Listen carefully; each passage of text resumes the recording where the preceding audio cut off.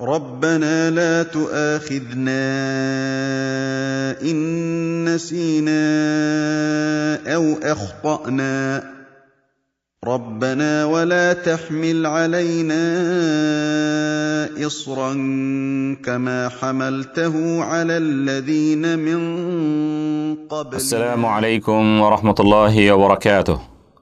الحمد لله وكفى وسلام على عباده الذين اصطفى أما بعد. أعوذ بالله من الشيطان الرجيم. ربنا لا تؤاخذنا إن نسينا أو أخطأنا. সুপ্রিয় সাথী ও বন্ধুগণ, রমজানের আসরের 15তম পর্বে সকলকে আন্তরিক শুভেচ্ছা জানাচ্ছি।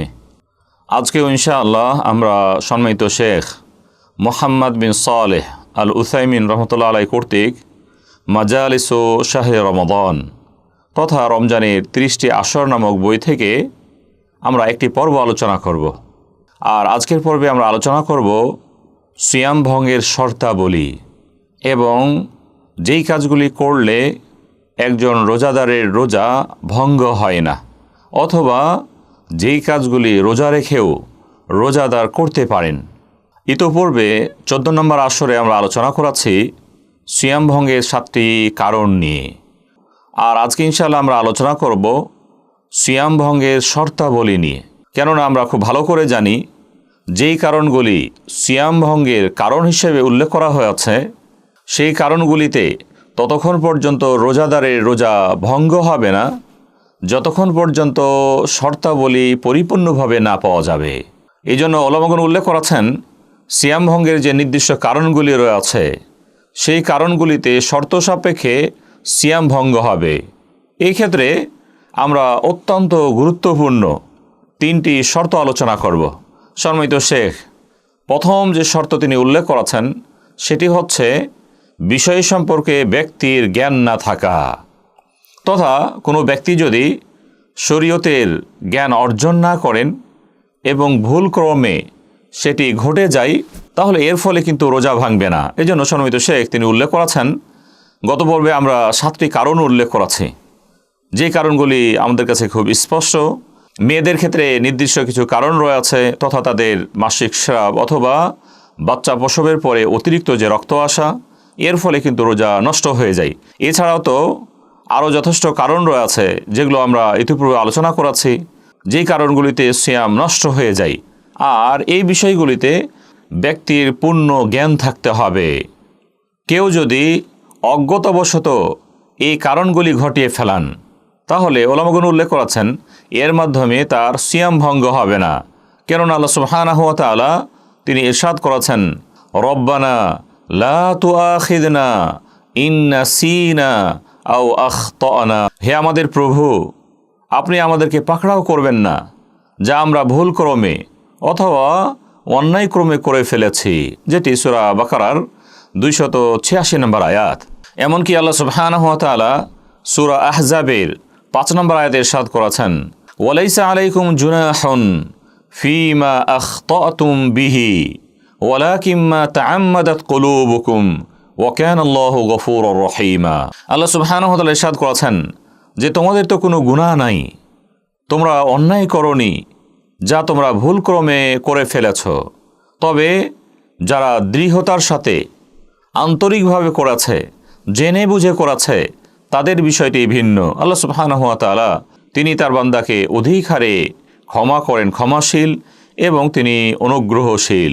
আল্লাহ সুবহানাহু ওয়া তাআলা স্পষ্ট করেছেন কেউ যদি ভুলক্রমে করে ফেলে আল্লাহ সুবহানাহু ওয়া তাআলা তার সম্পর্কে বলেছেন লাইসা আলাইকুম জুনাহ, তার কোনো গুনাহ নাই। তাহলে আমরা খুব স্পষ্ট, কেউ যদি ভুলক্রমে করে ফেলে, অজ্ঞতাবশত করে ফেলে, তাহলে এর মাধ্যমে সিয়াম ভঙ্গ হবে না, বরং ওই অবস্থাতে তিনি সিয়াম পূর্ণ করবেন। আর এই মর্মে আসমা বিন আবু বকর রাদিয়াল্লাহু আনহু থেকে হাদিস বর্ণিত হয়েছে, আন্নাহা ক্বালাত আফতারনা আলা আহদিন নবী সাল্লাল্লাহু আলাইহি ওয়াসাল্লাম ইয়াউমা গায়মিন সুম্মা তালাতিশ শামস। আমরা নবী সাল্লাল্লাহু আলাইহি ওয়াসাল্লামের যুগে আকাশে মেঘমালার দিন আমরা রোজা খুলে ফেললাম এবং পরবর্তীতে আবারও সূর্য দেখা গেল, তথা তারা সূর্য ডুবার পূর্বেই ইফতার করে ফেলেছেন। নবী সাল্লাল্লাহু আলাইহি ওয়াসাল্লাম তাদেরকে আর রোজা কাজা আদা করতে বলেননি এবং রোজা ভেঙে গেছে এমনটিও বলেননি, বরং তাদেরকে সাপোর্ট দিয়েছেন যেহেতু সেটি ভুলক্রমে ঘটে গেছে। অতএব তার করণীয় হলো বাকি যে দিনের অংশ রয়েছে সে অংশ পর্যন্ত নিজকে বিরত রাখবেন এবং আবারও ইফতার করবেন। নবী সাল্লাল্লাহু আলাইহি ওয়াসাল্লাম তাদেরকে সাপোর্ট দিলেন, যে হাদিসটি সহিহ বুখারীতে বর্ণিত হয়ে আছে। এখান থেকে কিন্তু আমরা খুব স্পষ্ট হতে পেরেছি, কেউ যদি শরীয়তের মাসআলা না জানেন, ভুলক্রমে রোজা ভঙ্গের কোনো কারণে লিপ্ত হন, এর ফলে তার রোজা ভেঙে যাবে না, যেই কারণগুলি আমরা ইতিপূর্বে আলোচনা করেছি। আর এটি ছিল আমাদের রোজা ভঙ্গের প্রথম শর্ত। রোজা ভঙ্গের দ্বিতীয় শর্ত আমরা বলবো, কেউ যদি ভুলক্রমে করে ফেলেন। আর এই মর্মে হাদিস বর্ণিত হয়ে আছে। হাদিস বর্ণনা করেছেন আবু হুরায়রা রাদিয়াল্লাহু তাআলা আনহু থেকে। নবী সাল্লাল্লাহু আলাইহি ওয়াসাল্লাম ইরশাদ করেন, মান নাসিয়া ওয়া হুয়া সাইমুন ফাআকালা আও শারিব ফালইউতিম্মা সাওমাহু ফাইন্নামা আতআমাহুল্লাহ ওয়া সাকাহ। যে হাদিসটি সহিহ বুখারী এবং মুসলিমে বর্ণিত হয়ে আছে। নবী সাল্লাল্লাহু আলাইহি ওয়াসাল্লাম ইরশাদ করেছেন, কেউ যদি ভুলক্রমে খাদ্য অথবা পানীয় গ্রহণ করে ফেলেন, নবী সাল্লাল্লাহু আলাইহি ওয়াসাল্লাম ইরশাদ করেছেন তিনি যেন তার রোজাকে পূর্ণ করেন, কেননা আল্লাহ সুবহানাহু ওয়া তাআলা তাকে খাদ্য অথবা পানীয় গ্রহণ করিয়েছেন, তথা যেহেতু ভুলক্রমে ঘটে গেছে অতএব তার উচিত হলো রোজা পূর্ণ করা। এই ক্ষেত্রে যদিও তিনি দিনের বেলাতে খাদ্য গ্রহণ করে ফেলেছেন, যেহেতু ভুলক্রমে ঘটে গেছে অতএব নবী সাল্লাল্লাহু আলাইহি ওয়াসাল্লাম পরামর্শ দিয়েছেন ফাল ইউতিম্মা সাওমাহু, সে যেন তার রোজাকে পূর্ণ করে। আর এই ক্ষেত্রে গুরুত্বপূর্ণ কিছু দিক আমাদের লক্ষ্য করতে হবে। সেটি হচ্ছে, কেউ যদি খাওয়ার পরে স্পষ্ট হন যে না আমি খাদ্য গ্রহণ করে ফেলেছি, ভুল হয়ে গেছে, তিনি বাকি দিন পূর্ণ করবেন এমনটি নয় আমি এখন স্পষ্ট হতে পেরেছি যে আমি ভুলক্রমে খাদ্য গ্রহণ করে ফেলেছি অতএব আমি এই রোজাকে ভেঙে দেব এবং পরবর্তীতে আবারও কাজা আদা করব না, এটি কিন্তু ঠিক হবে না। বরং তিনি আর খাদ্য গ্রহণ করবেন না, বাকি সময় পর্যন্ত তিনি সিয়াম সাধনা করবেন, যেহেতু সেটি ভুলক্রমে ঘটে গেছে। আর এই ক্ষেত্রে আরেকটি বিষয় আমরা উল্লেখ করব, পরস্পরের মাঝে যদি আমাদের কখনো এমন হয় যে আমার সামনে কোনো রোজাদার তিনি ভুলক্রমে খাদ্য গ্রহণ করছেন, এই ক্ষেত্রে কিন্তু আমার দায়িত্ব রয়েছে, অথবা আমি যদি অন্যায় করি তাহলে অন্য ভাইয়ের দায়িত্ব রয়েছে। কেননা আল্লাহ সুবহানাহু ওয়া তাআলা ইরশাদ করেছেন, ওয়া তাআওয়ানু আলাল বিররি ওয়াত তাকওয়া, তোমরা পরস্পর ভালো কাজে এবং আল্লাহভীতি কাজে সাহায্য সহযোগিতা করো।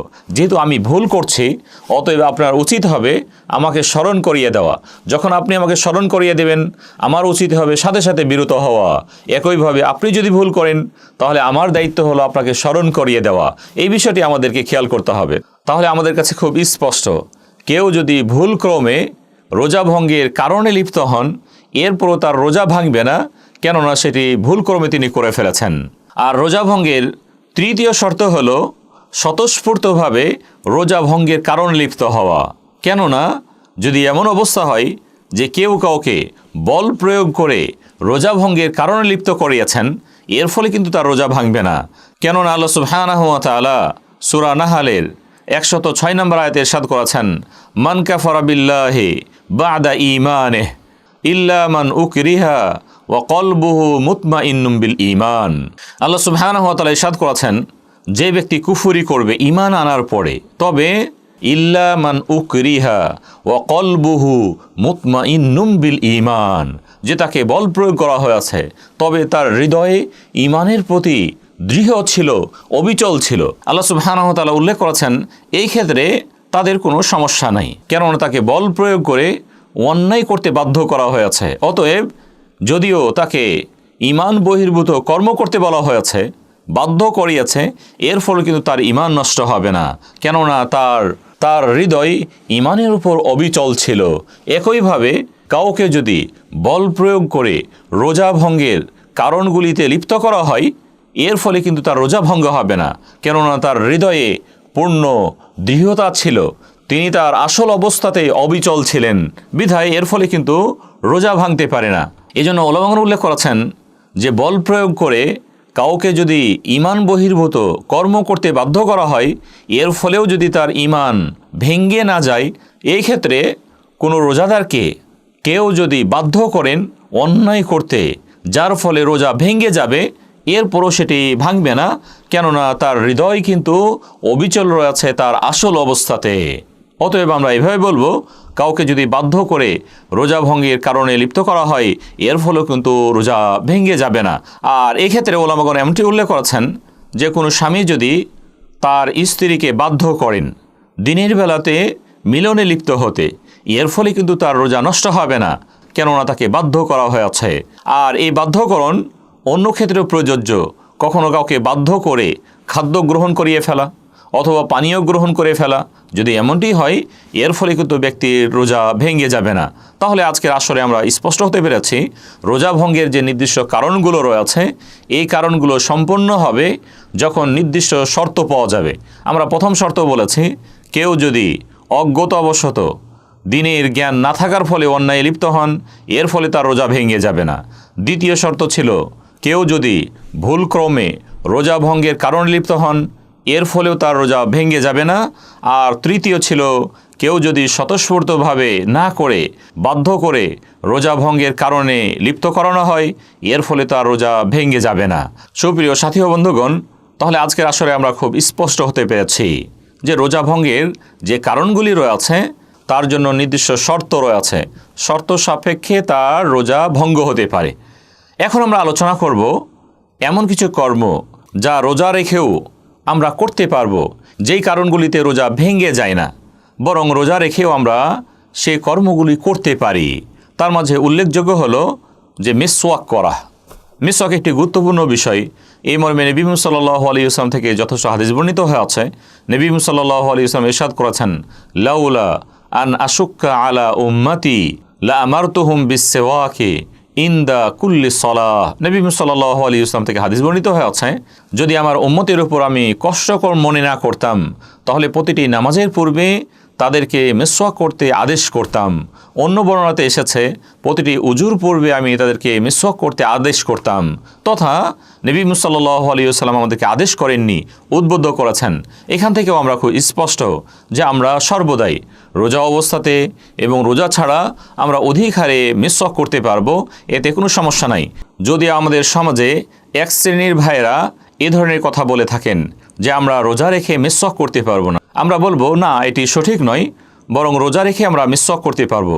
কেননা এ মর্মে আমির বিন রবিআ রাদিয়াল্লাহু তাআলা আনহু তিনি বর্ণনা করেছেন, রাআইতুন নবী সাল্লাল্লাহু আলাইহি ওয়াসাল্লাম মা লা উহসি ইয়াতাসাওয়াক ওয়া হুয়া সাইম। যে হাদিসটি আবু দাউদে এসেছে, তিরমিজিতে এসেছে। আমির বিন রবিআ রাদিয়াল্লাহু তাআলা আনহু তিনি বর্ণনা করেছেন, আমি নবী সাল্লাল্লাহু আলাইহি ওয়াসাল্লামকে রোজা রেখে মিসওয়াক করতে দেখেছি। আর এটি 1-2 দিন নয়, বরং অনেক, আমি যা গণনা করতে পারবো না। তথা নবী সাল্লাল্লাহু আলাইহি ওয়াসাল্লাম রোজা রেখে তিনি মিসওয়াক করতেন। অতএব আমরা বলবো আমরাও রোজা রেখে মিসওয়াক করতে পারবো, এতে কোনো ধরনের রোজার ব্যাঘাত ঘটবে না বা রোজা ভঙ্গ হবে না। একইভাবে আমরা বলবো, যেহেতু আমরা মিসওয়াক নিয়ে আলোচনা করছি, এই ক্ষেত্রে লক্ষণীয় বিষয় হলো আমাদের সমাজে যে পেস্ট অথবা মাজন রয়েছে, সেই মাজন দিয়ে মিসওয়াক না করা। কেননা তার মিষ্টতা অথবা তার তিক্ততা সেগুলো অতি সহজে ভিতরে প্রবেশ করতে পারে। বরং আমরা স্বাভাবিকভাবে যে মিসওয়াক রয়েছে, সেই মিসওয়াক দিয়ে আমরা মিসওয়াক করব। এটি প্রথম বিষয় ছিল। দ্বিতীয় বিষয় হলো, নারীরা রান্না করতে যে যদি হালকা তাদের তরকারির কিছুটা স্বাদ তারা জিহ্বাতে নেন, ভিতরে যদি না নেন, এতে করে রোজার কোনো ক্ষতি হবে না, বরং এই কাজগুলি তারা করতে পারবেন। এর ফলে কিন্তু রোজা ভেঙে যাবে না। একইভাবে রোজাদার তিনি আতর অথবা সুগন্ধি সেগুলো তিনি গ্রহণ করতে পারেন, এতেও কিন্তু রোজা ভাঙবে না। যেমনটি আমাদের সমাজে কিন্তু ভুল বুঝ রয়েছে, আমরা রমজান মাসে আতর অথবা সুগন্ধি ব্যবহার করতে পারবো না, কেননা এতে রোজার ক্ষতি হবে। বরং আমরা বলবো এটি সঠিক নয়, বরং আমরা আতর এবং সুগন্ধি সেগুলোও কিন্তু গ্রহণ করতে পারবো। এছাড়াও অনেক সময় ধুলোবালি কখনো ভিতরে চলে যায় নাক দিয়ে অথবা মুখ দিয়ে, এর ফলে কিন্তু রোজা ভেঙে যায় না, কেননা এটি হঠাৎ হয়েছে, আমাদের অনিচ্ছা সত্ত্বে হয়েছে। এরপরে আমরা বলবো, নবী সাল্লাল্লাহু আলাইহি ওয়াসাল্লাম তিনি কখনো অধিক হারে পানি গ্রহণ করেছেন। রোজা রেখে অধিক পানি গ্রহণ করা আমাদের সমাজে একটি ভুল বুঝ রয়েছে। কেউ যদি অধিক হারে মুখ হাত ধৌত করেন অথবা গোসল করেন, এর ফলে রোজা হালকা হয়ে যাবে অথবা ভেঙে যাবে, এই ধরনের কথাগুলো শরীয়ত বিরোধী, আদৌ ঠিক নয়। কেননা নবী সাল্লাল্লাহু আলাইহি ওয়াসাল্লাম তিনি রোজা রেখে তিনি ওই মাথায় কিছুটা পানি ঢেলেছেন। এই মর্মে সাহাবাগণ বর্ণনা করেছেন যে আমরা নবী সাল্লাল্লাহু আলাইহি ওয়াসাল্লামকে পানি ঢালতে দেখেছি। এই মর্মে হাদিস বর্ণিত হয়ে আছে আবু দাউদে, মুসনাদে আহমদে। সাহাবাগণ বর্ণনা করেছেন ওয়াহুয়া ইয়াসুব্বুল মা আলা রাসিহি মিন শিদ্দাতিল হার আও কামা ক্বালা রাসূল সাল্লাল্লাহু আলাইহি ওয়াসাল্লাম। নবী সাল্লাল্লাহু আলাইহি ওয়াসাল্লাম রোদের প্রখরতার ফলে অথবা গরমের ফলে তিনি তার মাথায় পানি নিয়েছেন। অতএব আমরা এভাবে বলবো, কেউ যদি রোদের প্রখরতার ফলে অথবা গরমের ফলে কিছুটা পানি নেন, মাথায় ঢালেন অথবা হাত মুখ ধৌত করেন, এর ফলে কিন্তু রোজা ভেঙে যায় না। একইভাবে আনাস বিন মালিক রাদিয়াল্লাহু তাআলা আনহু তিনিও কিন্তু এমনটি করতেন। বড় ধরনের তার পাথর ছিল, যে পাথরে ওই পানি রাখা হতো, সেখানে তিনি গোসল করতেন, আর সেটি ছিল তার রোজা অবস্থাতে, এবং রোদের প্রখরতার ফলেই তিনি এমনটি করতেন। নবী সাল্লাল্লাহু আলাইহি ওয়াসাল্লাম তাকে তিনি বাধা দেননি। বিধায় আমরা বলবো, রোজা রেখে এই কাজগুলো যদি আমরা করি, এতে করে রোজা ভেঙে যায় না। আশা করি আমাদের কাছে বিষয়গুলো স্পষ্ট হয়ে আছে। সুপ্রিয় সাথী বন্ধুগণ, এ থেকে আমরা বিষয়গুলো খুব স্পষ্ট হতে পেরেছি। আল্লাহর কাছে দোয়া করছি, আল্লাহ সুবহানাহু ওয়া তাআলা আমাদেরকে শরীয়ত বুঝার, দিন বুঝার তৌফিক দান করুন এবং পরিপূর্ণভাবে মানার তৌফিক দান করুন। অন্যদের নিকট দিনকে সুন্দরভাবে পৌঁছে দেওয়ার তৌফিক দান করুন। যারা আমরা আসরগুলো ধারাবাহিকভাবে শুনছি, তাদেরকে আন্তরিক অভিনন্দন জানাচ্ছি। আমরা যেমনভাবে আসরগুলো শুনছি, অন্য ভাই বোনেরাও যেন শুনতে পারেন, তাদের সাথে আপনারা শেয়ার করবেন, এ কামনা করে আজকের আসর আমরা শেষ করছি। ওয়া সাল্লাল্লাহু তাআলা আলা নবিয়িনা মুহাম্মদ ওয়া আলা আলিহি ওয়া সাহবিহি ওয়া সাল্লাম। আসসালামু আলাইকুম ওয়া রাহমাতুল্লাহি ওয়া বারাকাতুহু।